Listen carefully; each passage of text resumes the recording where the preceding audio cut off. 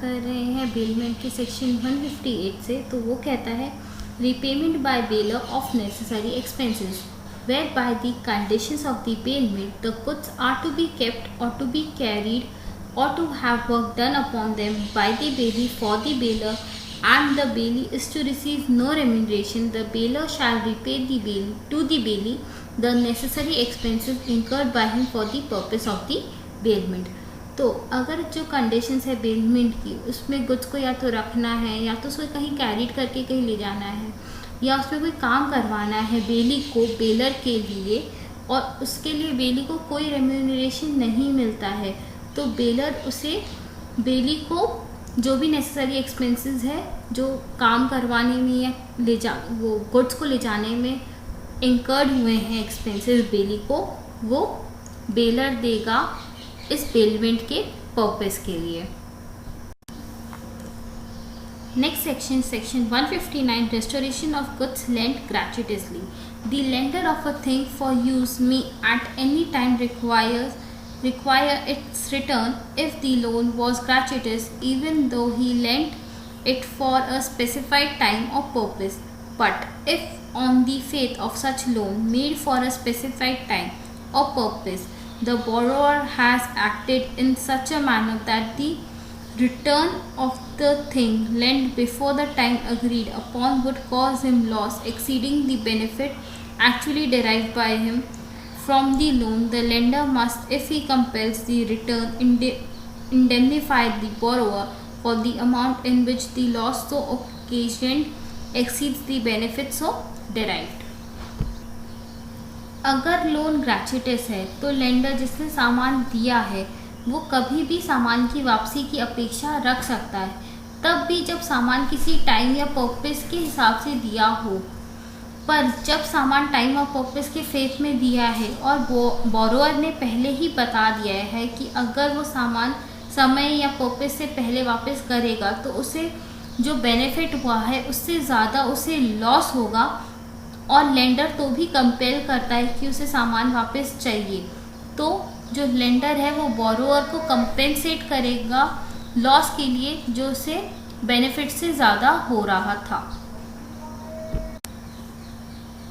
Next section, section 160, return of goods paid on expiration of time और accomplishment of purpose. It is the duty of the bailee to return or deliver according to the bailor's direction the goods paid without demand as soon as the time for which they were bailed has expired or the purpose for which they were bailed has been accomplished.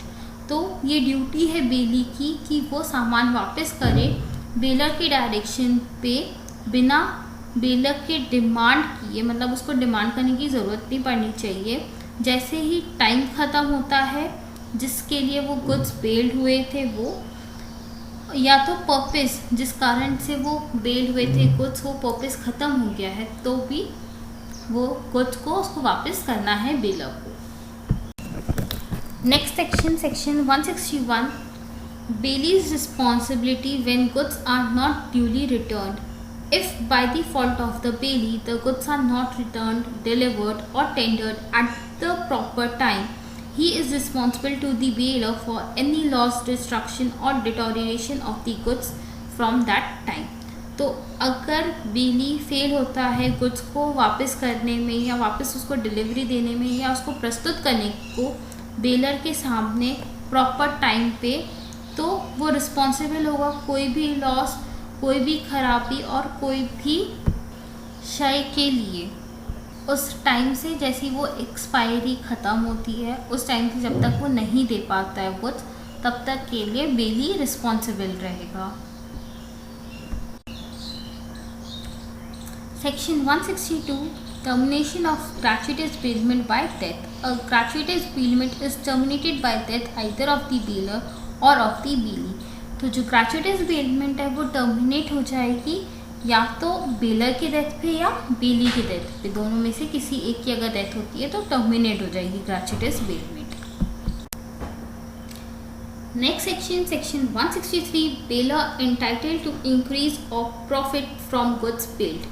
In the absence of any contract to the contrary, the bailee is bound to deliver to the bailor or according to his direction any increase or profit which may have accrued from the goods bailed।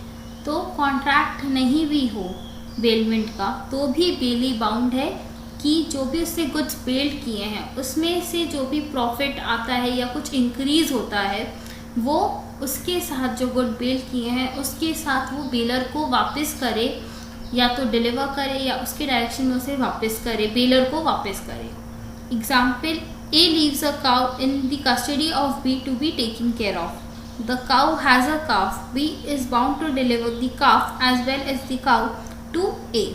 तो A ने अपनी गाय को B के पास छोड़ा है ताकि उसका ध्यान रखा जा सके।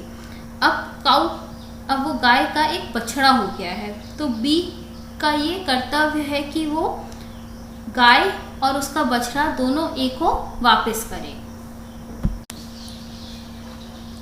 Next section, section 164, bailor's responsibility to bailee.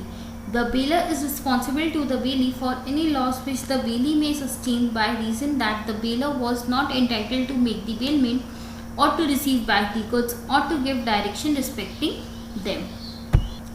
तो बेलर रिस्पॉन्सिबल है कोई भी लॉस के लिए जो बेली को आता है रीज़न से कि या तो बेलर एंटाइटल नहीं था बेलमेंट के लिए, या तो गुड्स वापस रिसीव करने के लिए, या उससे रिलेटेड कोई भी डायरेक्शन देने के लिए।